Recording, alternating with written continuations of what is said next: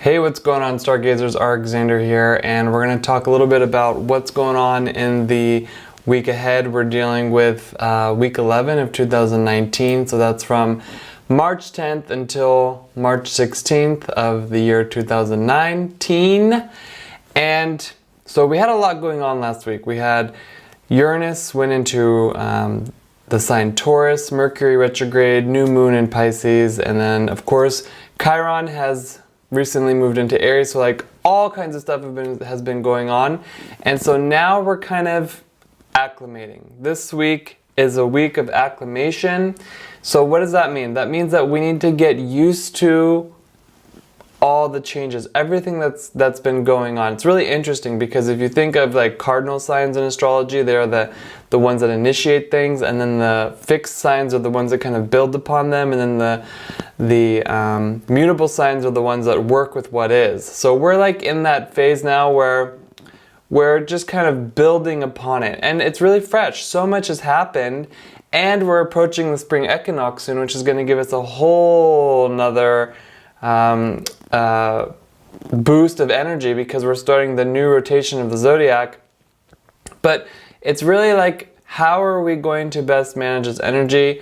How can we best understand what's going on and not take things so personally? I mean, that's the point. So there are spiritual systems. I like to use astrology because it shows us the archetypal patterns at play. So here we go, March 10th, daylight savings times. That's the first thing. Remember to spring forward, right? That's how you remember. You spring forward, you put the clocks forward. Usually the devices do it for you unless you have like a microwave or an old car or something. Now, daylight savings, you know what? Not every city or state even recognizes it. I know there are places, I was in Australia last year, and I believe where we were, they don't do daylight savings. And really when it comes down to it, it's a commercial thing, daylight savings. It's for, you know, companies and corporations. So it's just whatever. There's really no significance to it other than if we're just pretty much used to it. So anyhow, you want to be on time, don't forget to change your clock. That's for the states anyhow. And we have the Mercury retrograde is still going through Pisces, so this is having an influence on how we communicate, transportation. So it's really important to have everything synced, including all the clocks, the watches, everything. So really make sure that you do that. And it's like, oh, by the way, if you're new here, please subscribe to my channel to get all the latest tips and forecasts of what's going on astrologically and spiritually in the spiritual weather. I'm happy to have you. So how can I say that? Whenever I'm doing a forecast of a chart, what I do is that I pretty much just create a chart for that week, and then I read it as if I was reading somebody's chart, for example. The really important thing to understand is that when you're reading a chart for an event, it's different than reading it for a person, because an event is affecting many people, whereas a person has that concept of free will. So when we're doing events, we look at it like, what's the weather? So people change like the weather. This spiritual weather that I'm talking about is why people change, what's going on. And I'll break it down into each of the days a little bit later, but I do want to talk just about this chart of the week of acclimation, because like I said, we had so much stuff going on last week that we really want to utilize it and optimize all the opportunities that we have available. So let me just pull up the chart here. I think I should be able to show it to you guys over here, but it's like, this chart is really intense. It's a really, really, really powerful, like, all I can say is wow. So we have the sun's in Pisces. It's an alignment with Neptune in Pisces, which is the ruler. We have Mercury retrograde in Pisces. We have the black moon in Pisces. Chiron has moved into Aries. I mean, there's like so much water here going on, and it's like, wow, there's a lot of emphasis on evolution. There's a lot of emphasis on confronting reality. There's a lot of emphasis on not running away from things. So we want to be honest with what it is that we're dealing with in our life, because as I said, as we're approaching that spring equinox, we want to integrate as many experiences as we've had, like since March of 2018, into our being, so that we can get ready to go to that next level come the spring equinox. Jupiter is in Sagittarius and it's approaching the end. It's in the last decan, so it's really showing us how capable we are of handling all the energy of the things that we need to do. And it's making a beautiful trine to the moon in Aries that starts off in Aries conjunct Uranus. So it's like a lot of like this amazing fire energy of like growth and inner expansion, but also rebellion and also innovation, and saying, how can I evolve from within? Never mind what everybody else is going through. Never mind what other people, their responsibilities and whatnot. How can I grow from within in a way that's going to increase self-love and self-value? Because I have the chart cast for Europe, so it's like, how can we increase that self-value? We have Jupiter in the second house, we have we have the moon in the fifth house. So it's like this really strong balance between I want to express myself and I also want to increase value. So whatever you guys have going on, and if you're listening to this applies to you, because interpretations contribute to how the energies are manifesting. This is the number one thing I teach in my classes. So this is like a really powerful, really huge opportunity for all of us, so that we can allow ourselves the space and the time to grow, as well as allowing others as well to have that space also. So Venus, let me just take a moment here and look at this. So like, I want to see the astrological signature. So we have 6 planets. Okay, so 6, I'm just calculating. Okay, so it is to add to that, the astrological signature of this chart this week is Pisces. And we have Neptune in Pisces. It's like we have a Pisces party. We have 1, 2, 3, 4, 5 planets in Pisces. If you count the nadir, we have 5 including the nadir. 1, 2, 3, 4, 5. This is like, we want to avoid being victimized. We want to avoid being martyrs. And you know what I'm talking about. It's like, oh, I don't want to take out the trash. Yeah, you got to take out the trash, because you take out the trash, you got to organize, you got to keep things clean. Pisces likes purity. Pisces likes things clean. Also, pay attention to your dreams. Really important.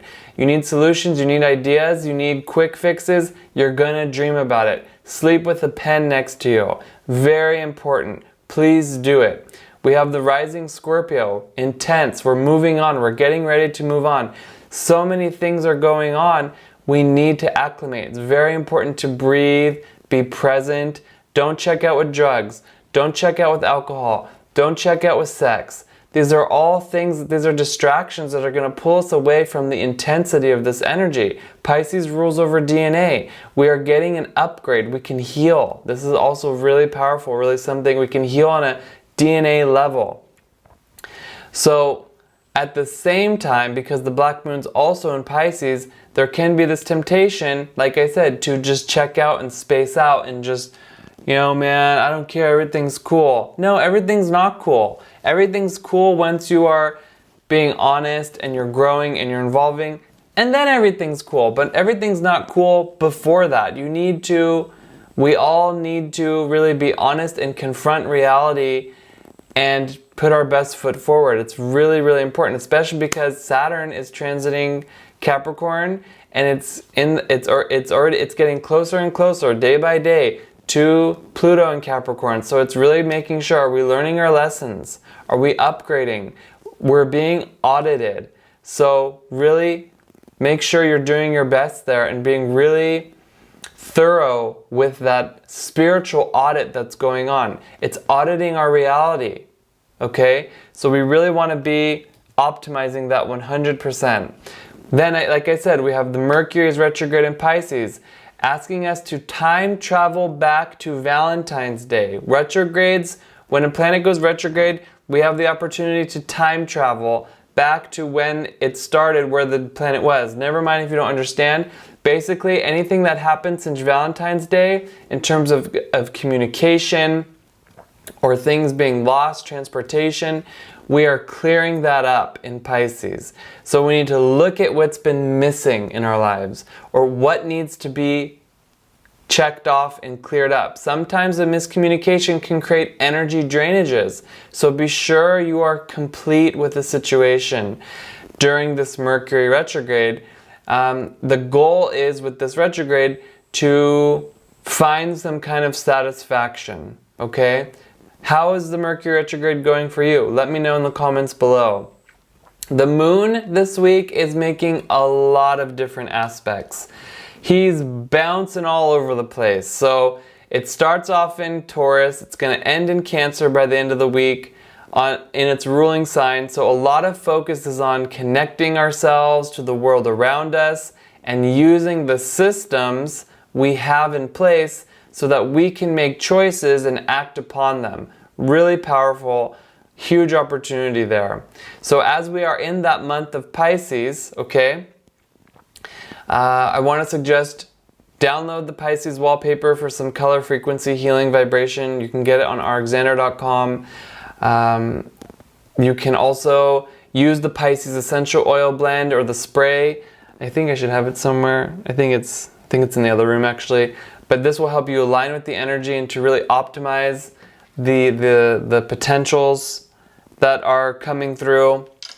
So because you guys, we are approaching that spring equinox, so we really want to take advantage of that Pisces energy of integration and evolution, and avoid the victimization and being a martyr and poor me and spacing out. So really, we're standing up for our beliefs, we're confronting reality, we're not zonking out, and we are desiring more spirituality in our life. So meditation, breathing, like I said, even recording your dreams, getting in touch with your spiritual self, integrating all of the different aspects of your experiences, very important. The good, the bad, and the ugly. We have to integrate them and then we can let them go, because Pisces gives us that ability to heal cell memory. And like I said, we have, again, five key points or planets in Pisces right now. So yeah, we want to clear as much cell memory as possible, especially as it's connected to family, our past lives, all of this. We want to wash it out, but it's not going to wash out by itself. We have to do it. Pisces can be very timid and not approach things, so we have to be proactive in doing that. And thankfully we have the moon in Aries this week, starting off the chart to do that. And then we have also Mars in Taurus, which is like, yeah, come on, let's get down to business, because Taurus loves business, as you know.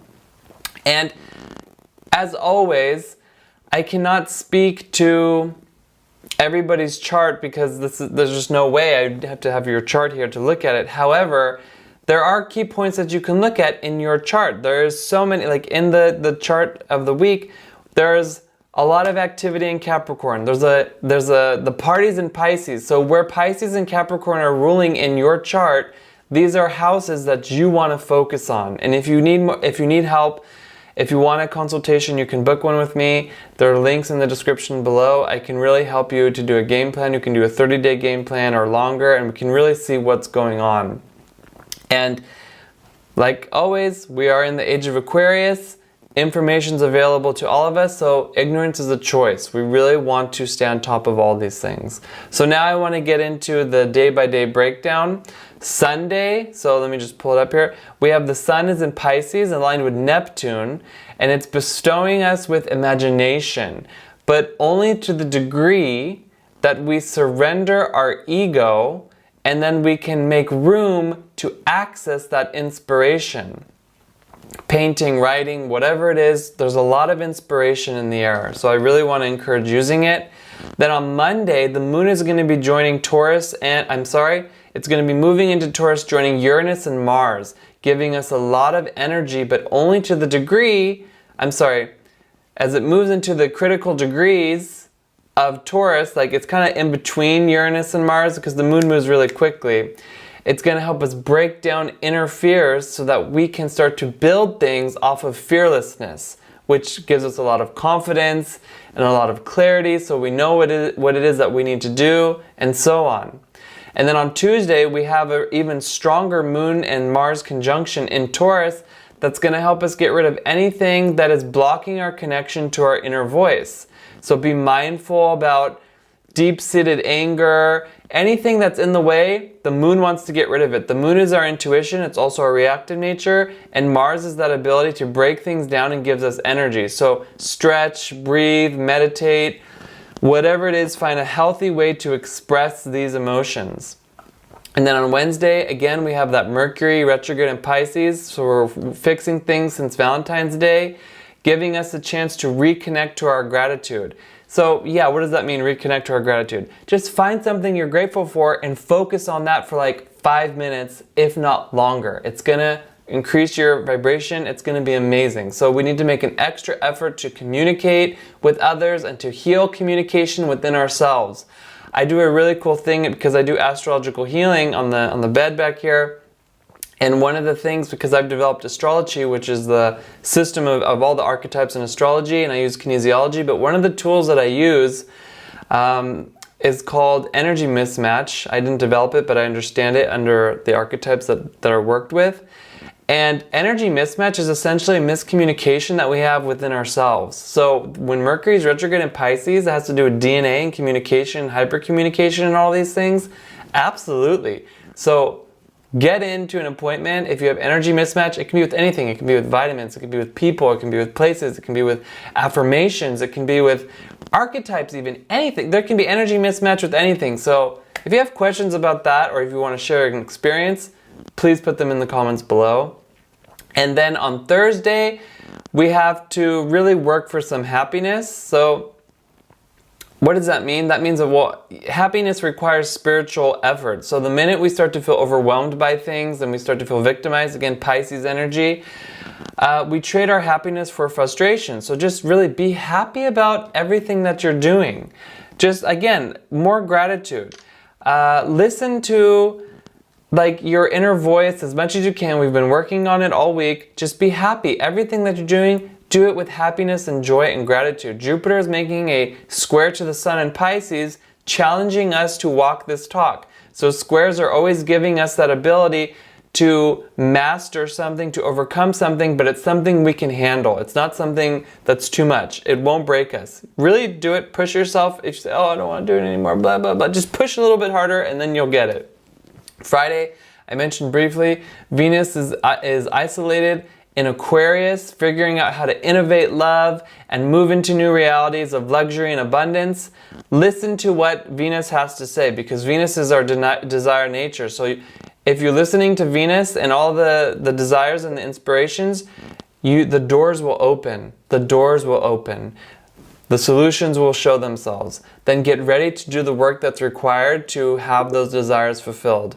And then finally on Saturday, which is the accumulation of the week, so all the energy of the whole week is poured into Saturday, we have an alignment with Pluto. It's a long transit, but it's getting closer and closer, and this is all happening in Capricorn, which is making us either really heavy or really light. Capricorn can be very heavy or it can be the lightest thing because we've defied gravity pretty much. So we're getting honest about who we are and what we have done. And Saturn is doing that audit like I talked about earlier. So if we know, Saturn wants to know, have we learned our lessons or not? And Saturday is the day ruled by Saturn, obviously, is when we're having that extra audit where we can redo anything that went a little bit haywire throughout the week. So that's pretty much it. If you have any questions or if you want to tell me how it's going for you at any time throughout the week or beyond, please write it in the comments below. I look forward to reading it.